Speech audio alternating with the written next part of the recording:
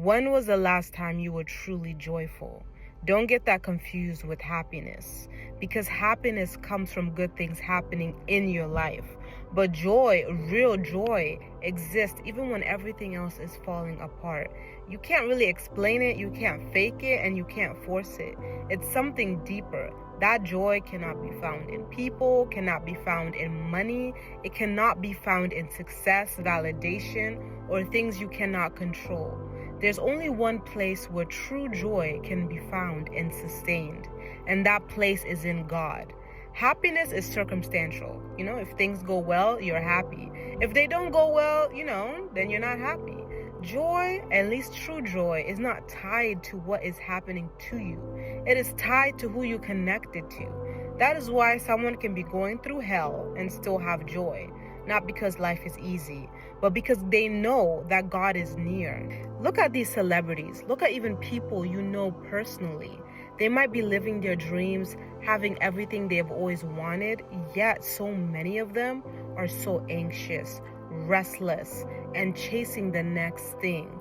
Some can't even sit alone with their own thoughts, because success without joy is exhausting, and pleasure without God always wears off.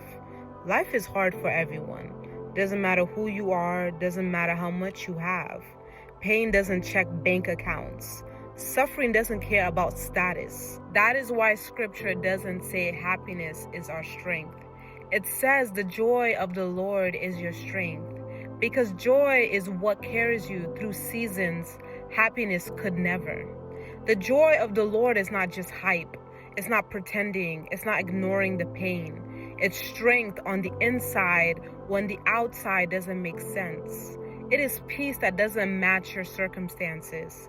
It is stability when things feel uneven, when things feel uncertain. It is hope when logic says you shouldn't have any. That joy doesn't come from having control. It comes from trusting in God. And here's the key thing that most people miss. Joy is found in God's presence. It is not found in routines that are done without hearts, but in His presence, because in His presence, there's not just joy, but there's peace, love, sound mind, rest, and clarity. Things that this world cannot give, but also cannot take away. So why don't more people live with this type of joy? Because we're distracted, because we're rushed, because we look everywhere else to fill us. We try to fill the emptiness with people, noise, entertainment, ambition, and sin. But joy doesn't come from filling your life. It comes from abiding with God. And let me free you from this pressure right here. Seeking God is not about quantity. It's about quality. 5 real minutes with God can be more powerful than 5 hours of distracted effort. You can seek God while you're driving, walking, sitting quietly, while you're struggling, while you don't know what to pray. God is not far, He is present. The question isn't where God is, it's whether we're turning our attention towards Him. Joy isn't something you visit once in a while, it's something you live from. The more consistent you seek God, even briefly, the more joy becomes your foundation.